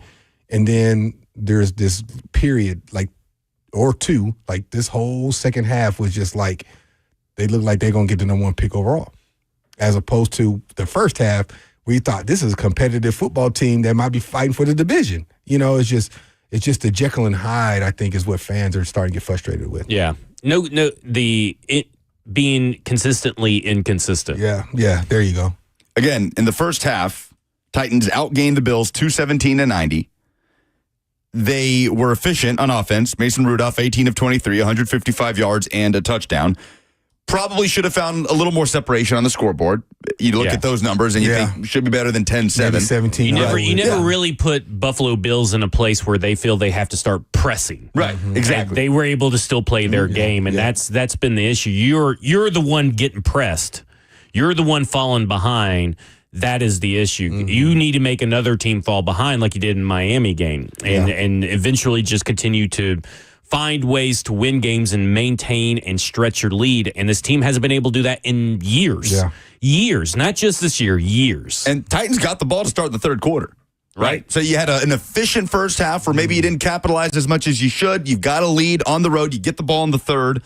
And then the tailspin starts from there. And you're outgained 299-72 in the second half. You're shut out in the second half, and the Bills, trailing 10-7 at half, go on to win 34-10 and just dominate. And your defense is getting back on the field after quick 3-and-outs, and it just tailspins from there. We talked about it from the top of the show.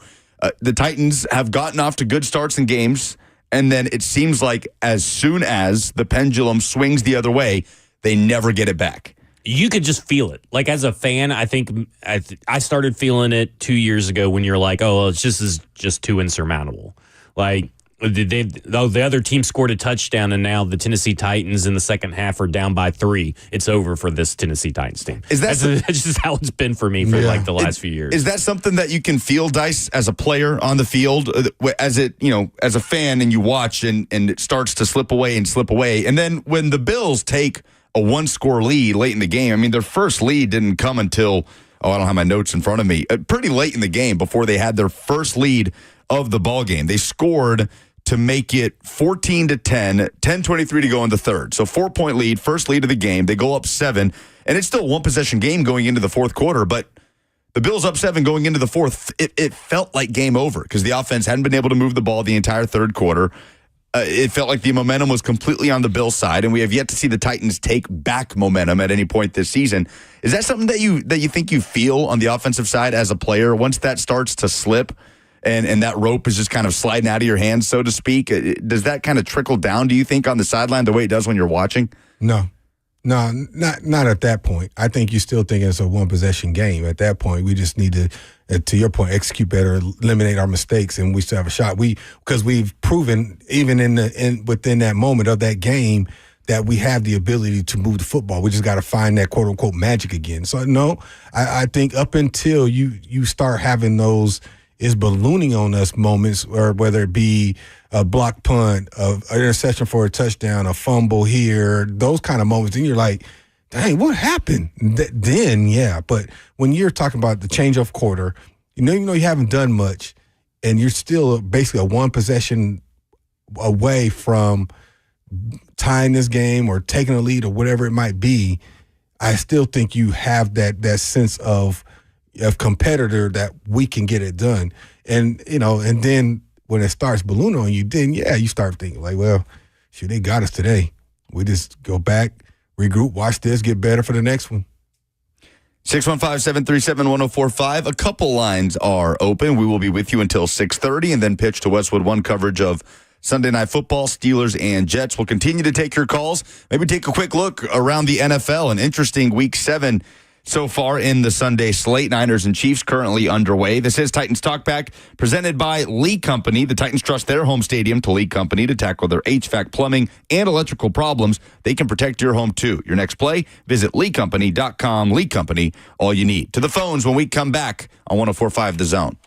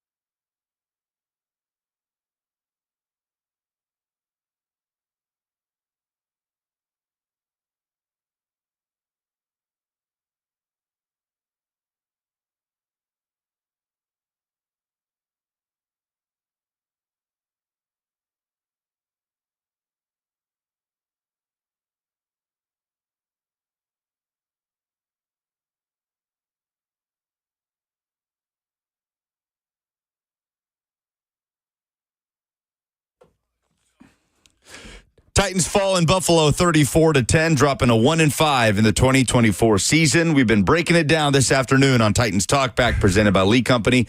He's Kevin Dyson, alongside Zach Lyons. I'm Lucas Panzica. Reed Smith is our producer. 615-737-1045 is how you jump in as we go right back to the phones with Jason and Fairview up next. Hey, Jason. Yes, when we stop blaming Will Levis and start blaming the offensive play calling. Our defense has been good, but our play calling on our offensive side has not been up to par. It's with the coaching staff on the offensive side, and that goes to Brian Callahan. He's supposed to be an offensive mind genius. I haven't seen nothing like that. What he said he was going to do when he got hired. Thanks, Jason. Well, I'm going to push back on some of this, and this kind of goes back to the quarterback whisperer, quarterback guru, offensive genius. That's stuff that the media put on him. And like you go Google quarterback whisperer Brian Callahan, and you're going to get 2 articles by local media. That is a misnomer. Now, does he know? Has he worked with great quarterbacks? Yes. And he was brought in to develop the quarterback. And he was brought in to develop the quarterbacks. And he has developed Will Levis in certain areas, and Will Levis has regressed to what he was on college tape. Sometimes you can't overcome bad players. Look at Bill Belichick. One of the greatest head coaches ever, and he loses his Hall of Fame quarterback and tries to replace him with Cam Newton and Mac Jones, and he can't overcome it. You can't overcome bad quarterback play. And listen, there are issues with the play calling, but there is a lot of issues where the play calling is not the issue. The play design is not the issue. It is the execution, whether that is Will Levis or maybe it's Nicholas Petit-Ferrer or maybe it's Peter Skoronski or Calvin Ridley. Like, there are other people that you could blame besides Will Levis, but this is a quarterback-driven league. We've seen how the contracts go.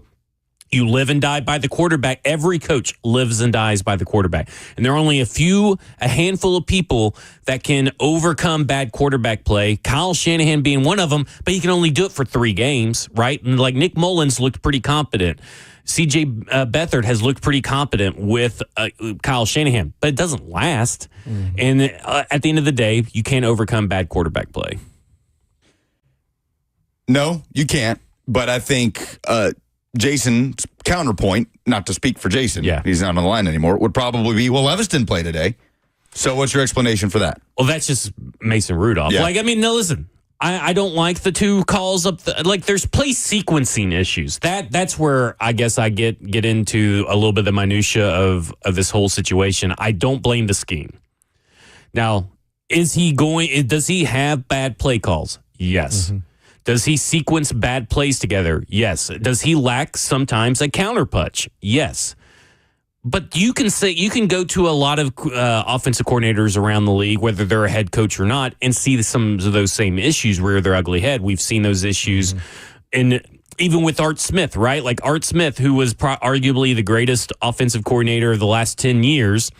He had issues where one week he's running the ball up the gut against the best run defense in the league, and the next week he's passing the ball in the best pass defense in the league. Like, there are issues with play calling everywhere. But I'm not going to sit here and say that it's all Brian Callahan.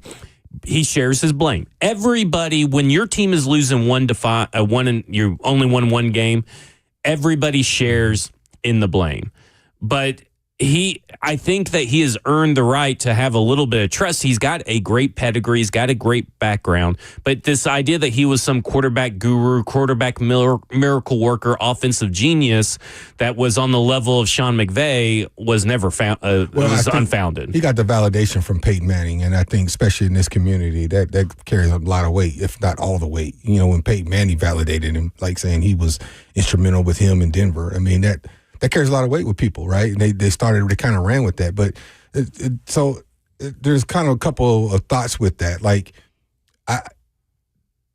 offensive play calling is a feel, an instinctual feel sometimes. You can go off of metrics and play the odds on 3rd and 4. They're going to be in this front with this coverage. And so you run this play call, but there's a counterpunch to if they don't show that. And then that's where it becomes the players in there, like quarterback, making the decision based on what's in front of them.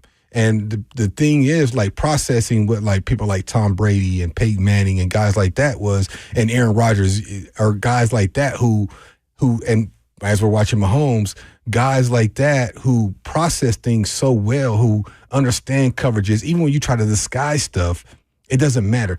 There's no perfect defense for an offense.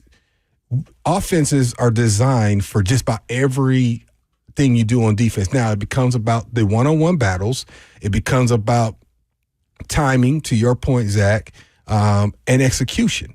So you can have a cover 2 coverage that's a right coverage at the right time, but there's always a potential person that's available.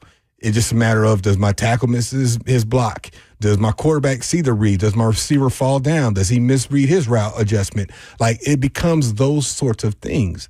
So my pass for Callahan is he's dealing with essentially a rookie quarterback, a struggling offensive line, and he's still trying to be the CEO of this team and manage everything that comes with it, clock management, of quarterback play calling, trying to adjust. It's an adjustment period for him. That's the quote-unquote pass that he's getting this year as he's becoming this quote-unquote guru of a play caller, whatever people are saying is that. And if you have some inconsistencies, whether it be the quarterback and or the offensive line, in this case both, it makes it hard to call plays. It makes it hard to be consistent. Now, what we saw in that first half, and we've seen in other halves, I saw him do some play action and getting the ball and then gaps with the tight ends and taking some shots and scheme up some plays like we saw with the fake screen and things like that. The innovation is there. I think the play calling is there. I think offensive play callers, they look at all these plays and they can scheme up a play all day long. I can probably, as a novice play caller, go call plays in the NFL just on knowledge alone.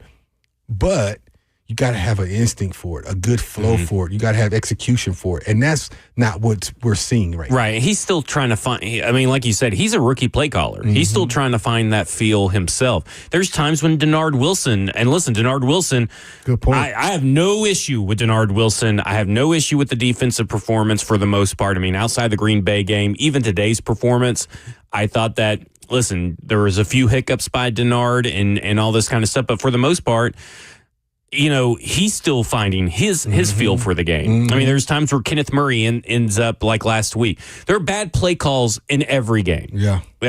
Listen, the Kansas City Chiefs, Patrick Mahomes has thrown like 7 interceptions on the season. He's got 2 today. So that makes 8 on the season. And the play calls haven't been great for that situation either. It happens. Like, I'm not trying to excuse Brian Callahan on the runs. Like, I think that he's either leans in at the wrong time on the run, then backs away from the run at the wrong time. There's an issue there. Yeah. But that is something that can be fixed with reps. Right now, I think we can all safely say Will Levis cannot be fixed with reps in the time that you need him to be fixed with reps. Brian Callahan can go through this season and probably get better as a play caller, get a better feel for his surroundings.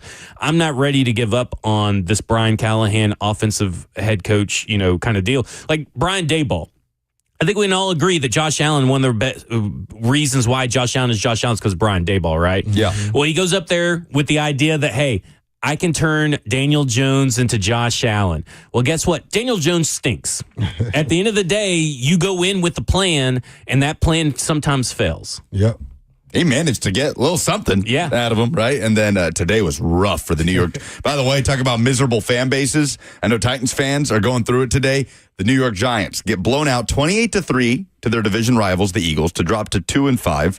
Saquon goes off. Saquon Barkley, 176 yards, averages 10.4 yards per carry, a touchdown, 8 sacks against Daniel Jones allowed by this Giants offensive line. Man, there are some miserable fan bases across the NFL today. And speaking of bad quarterback play, Brock Purdy, 11 of 25, 168 yards, 3 interceptions right now as the Niners trail the Chiefs 28-12. with 3 minutes to Quarterback go. play is just bad this It's year. been brutal. It's not bad, but it's way down Yeah, from previous it is. years. It's And been part brutal. of that is the defense has caught up to offenses. Yeah. It's just the cyclical nature of the NFL. It's to the point where Sam Darnold, for stretches, has been the best quarterback in the NFL. Like you said, he's tailing off a little bit. Jared Goff is very much in that discussion in terms of the MVP race. And we were talking about it during a break. The MVP leader right now is Josh Allen, who the Titans just saw and, didn't have the craziest day of his career statistically, but went 21 of 33 for 323 and 2 touchdowns.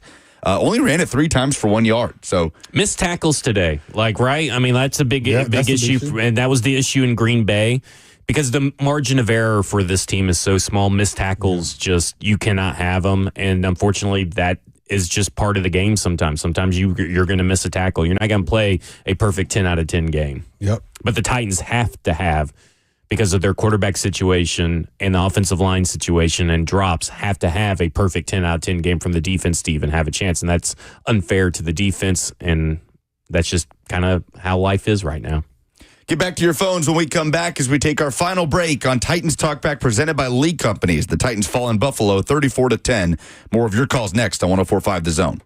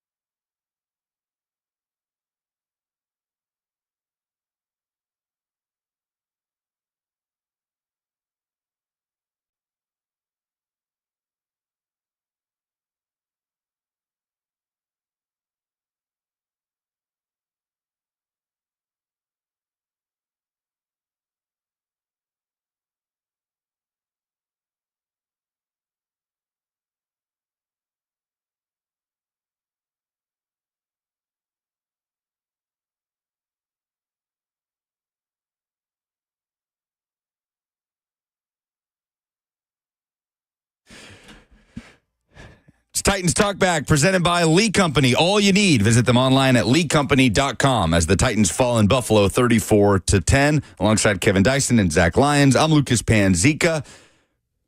Hearing from you and your reaction after the Titans lose in Week 7 to fall to 1-5. Let's go back to the phones with Malika in Smyrna up next. Hey, Malika.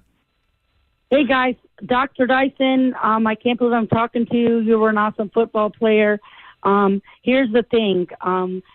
When you there was no defense, there was no offense. Both groups have to play well in order to win. We did not do it. We need to hire Callahan and Carson. They had big expectations together. They didn't do it. And, it's ridiculous and disappointing. Thanks, guys.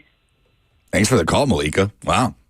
Well, we'll get a lot of those calls this week. Yeah. I think, listen, while I do disagree with them, I do think they come from a place of, I think that, the proof is in the pudding and it's on your side and you should feel that way. I do wonder, Nick Holtz, could he be the scapegoat for this team? I mean, I don't know what firing a offensive coordinator that doesn't call plays does for you, but I do wonder if you're looking for a scapegoat, is it going to be him? So I don't know. I'm trying to just throw it all out there. What is going to happen if this continues? Shane in Macon County next. Hey, Shane. Hey guys, I'm originally from just south of Buffalo, New York, and I got a good buddy up there that still lives up there, and he's a big Bills fan, and he texted me at halftime and said how good our defense looked, and I said, I got a prediction for you. The Titans will not score another point, and because Buffalo will make adjustments, and the Titans won't be able to handle it, and the defense will eventually get wore out. So that's pretty much what happened.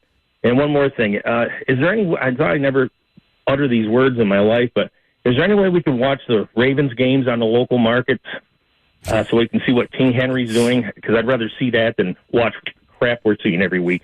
Thanks for the call, Shane. I need to get that YouTube TV or Hulu. Well, they will be playing Monday Night Football tomorrow. It's another doubleheader. Getting a lot of those this year. Ravens at the Bucks tomorrow night, and then you got Chargers at Cardinals. But in this edition of former Titans having success elsewhere, Marcus Mariota off the bench leading the Commanders to a 40-7 win over the Panthers. Jaden Daniels leaves that game with a rib injury. No update on him from head coach Dan Quinn, but Mariota comes off the bench and goes 18-23, 205 yards and 2 touchdowns as the Commanders get to 5-2. And how about Jeremy McNichols also chipping in 42 yards on the ground? Wow. Titans legend. There is some offense out there. That's right, there is. And the Commanders have just been popping up as, hey, we've got offense. Watch us if you want offense. But no, Derrick Henry, the NFL's lead rusher, and the Ravens will play tomorrow night. Larry in Clarksville's next. Hey, Larry. Hey, guys. I just, and listen, I've been around a minute. I was there for the Music City Miracle. I've still got my Steve McNair jersey that's in pristine condition. I've done everything I can do to support them. I think, and I'm not going to blame Brian Callahan. I think it goes back to Amy Adams. You look at two of the biggest names we've let go, and look at where they are now and how successful they are. Maybe we should have spent more and done more to provide an offensive line, because if you have no good cohesion in the offensive line, I don't care who your quarterback is, I don't care who your running backs or your receivers are, they're not going to be successful. But I do want to say one more thing. Salute to Dr. Dyson for being the man that he is.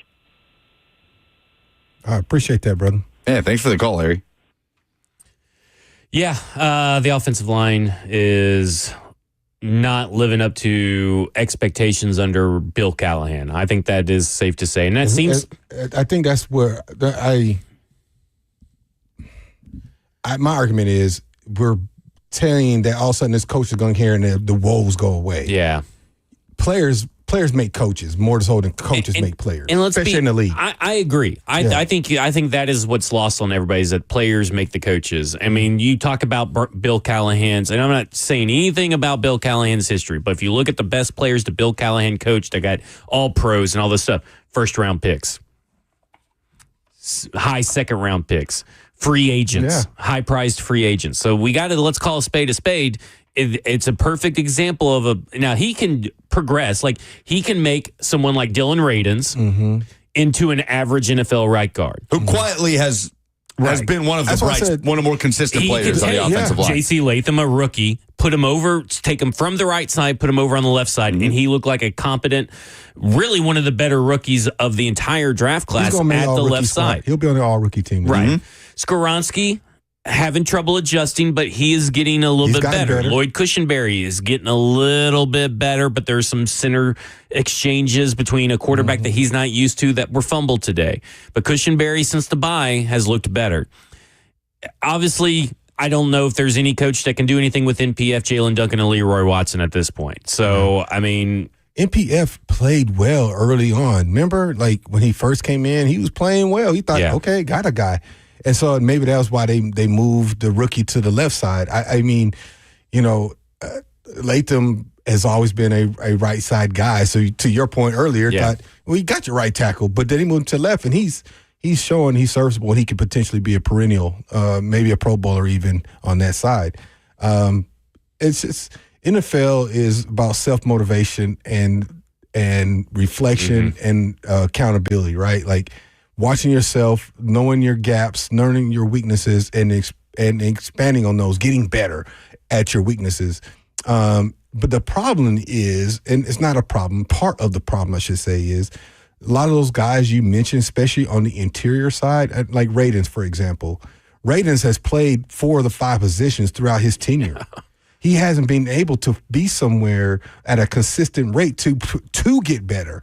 I'm not there saying give him a pass because he's still a pro, but my point is he came in the league as a tackle. They moved him in both tackle spots. He's been in both guard spots. He's now just finally getting settled in one position to actually progress and get better. And that is why we are seeing some production, as positive production from him go up. Same goes with Skoronski, who just got here himself, right? So I suspect to get better. Now, they got to get more consistent play from the right side, and that's going to be crucial. And I think the tight ends need to get better, a little more aggressive, especially in the run blocking. I think that is also something that's getting overlooked, is their ability in the run game to be able to solidify edges and things of that nature too. So it's a team effort, and I think, like you said earlier about Callahan being this guru offense coordinator, I'm talking about the son, not the father. It's a similar thing as the coach, the father now, the offensive line coach. He's a veteran. It's like when Russ Grimm came, thought all of a sudden he's going to fix all the problems. You know, it's just players have to take accountability and get better within that system. What coaches do at that level is they hone in on certain mistakes and technique and skills to make you better, and they watch film and they give you a scouting report on, hey, this guy across from you, he loves to do a swim technique on 3rd and long. He lines up in the A gap. He's definitely going to bull rush, whatever it is. And then you have those lessons, and you know how to engage and anchor down and block from there. But just that the fact that you're going to assume that he's going to fix all their woes just because he coached in this league for 20-something years, that's not going to happen. That's not going to happen. You got to get the guy who's progressively getting better, just like a Latham is.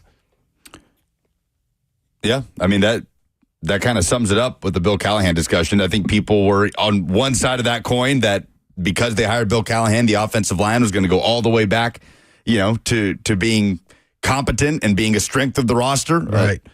Because they were the number 1 offensive line when Derrick Henry was that the year he went for 2K. Mm-hmm. They were the number 1 offensive line in the National Football League, right? Right. And it's similar to the quarterback and right tackle discussion, right? Where with Brian Callahan as a play caller, a quarterback developer. Okay, has Brian Callahan done a poor job with Will Levis, or does Will Levis just not have it right now? Maybe he will in 3 or 4 years. They don't have 3 or 4 years. Yeah. Well, I mean, just like I said, you know, if you go and follow what he did at Kentucky, right? Like Penn State let him go. They were like, okay, hit the transfer portal, whatever, because they thought Sean Clifford was the better quarterback. They only trusted Will Levis to beat Taysom Hill. Mm-hmm. Okay, so Will Levis has a quote-unquote good quarterback year for a Kentucky quarterback, and everybody's like, oh, this next year he'll take the leap. It was in a pro-style offense inspired by the Rams. Mm-hmm. And then he gets into a pro-style offense that was inspired by the San Francisco 49ers, similar. Yeah. And Rich Scangarello says, I'm just building on the foundation of what Liam Cohen did. They basically changed a little bit of the run scheme. And guess what? Then everybody in Kentucky is saying, did they make the offense too complicated for Will Levis? He went from a maybe top 10 pick to second round pick. And the problem is, at some point, Will Levis has to take on the responsibilities of a quarterback, right? Like, you just can't keep a simplified offense and keep running that out there and expect to have success. You may have success for a short spurt. Yeah. You may have a quarterback that looks good for a short amount of time, but you have to progress. You have to do that. Malik Willis, we saw Malik Willis develop. Part of that is what he does in the offseason. Another part of that is that Brian Callahan, Bo Hardegree, and the staff, we saw Malik Willis take the leap in the preseason. And then guess who? And then they decide to trade him, and he gets to reap the benefits of going to Matt LaFleur, or Matt LaFleur reaps the benefits of the foundation that they laid and the year 3 jump that he made under this staff. Like, that is a credit to the staff. That's also a kind of a damning example and indictment of Will Levis, in my opinion. Yeah, I agree. Well, Titans fall 1-5. We've talked about it now for 2.5 hours, and we'll talk about it every day this week as it's time for the Eurofix. Y'all have fun with it. Look ahead, yeah, KD. We'll head back to school, and we'll it stick might be around. less stressful what I do now at this point. I don't know about that. God bless all you guys in education. The Eurofix look ahead. As we look ahead to next week's opponent, let me remind you, Eurofix repairs everything European that you drive in below dealer pricing. ASE certified technicians, a local company that has serviced Middle Tennessee for over 2 decades. Visit EurofixOnline.com. Next week, the Titans stay on the road to go to Ford Field in Detroit and take on the Detroit Lions, who looked phenomenal today on offense as they won in a shootout over the Vikings. Big divisional win. The last 2 weeks. Last 2 weeks, you're right. They've looked fantastic. Jared Goff today, 22 of 25, 280 yards and 2 touchdowns. They give the Vikings their first loss of the season. And the Titans, I was looking at it today. The Titans have never lost to the Lions since coming to Nashville. They're 6-0 since the franchise moved to Nashville. The organization, Titans and Oilers, 10-3 all time against Detroit. So the organization's had a ton of success against the Detroit Lions. Well, you just set everybody up. I know. And that one, maybe that one's on me, but if that goes the way that it did today in Buffalo. But last time they played was 2020, and that was a win in which the Titans hung 45 at home over the Detroit Lions with Ryan Tannehill and Derrick Henry and everybody else with that Arthur Smith offense. So that feels like it was many, many years ago, but Titans are 1-6, and they'll head to Detroit. Somehow the strength of schedule, Dice, just gets tougher after winning or falling in Buffalo tonight. Yeah, it doesn't get any easier, so you got to figure some things out. And as we talked about earlier, be competitive. I think the second half of this game, the lack of competitiveness, it seemed, is what people are like, ooh, man, there's no hope. If it was a one-possession game throughout, I think everybody would be like, okay, we see progression. And you competed with a playoff caliber team that could potentially represent the AFC in the Super Bowl this year. That's the kind of talent they have. Sunday Night Football coming up. We'll be talking about this all week, 6 a.m. to 6 p.m. on 104.5 The Zone, and we'll be back at it to recap next week after the Titans play at Detroit. Sunday Night Football coming up. Devontae Adams' Jets debut at the Steelers as Russell Wilson debuts at quarterback. That's an 8:20 kickoff, and we'll send it to Westwood One coverage shortly. Titans radio coverage is produced by Philip Noel and Brad Willis. The studio producer is Joseph Bonanno. The promotions director is Rich Ferris. Director of sales, Hunter Rice. General manager, Allison Warren. And operations manager, Paul Mason. The executive producer of Titans Radio is Rhett Bryan. For Kevin Dyson and Zach Lyons and our producer, Reed Smith, I'm Lucas Panzica saying goodnight. This has been Titans Talk Back, presented by Lee Company on 104.5 The Zone.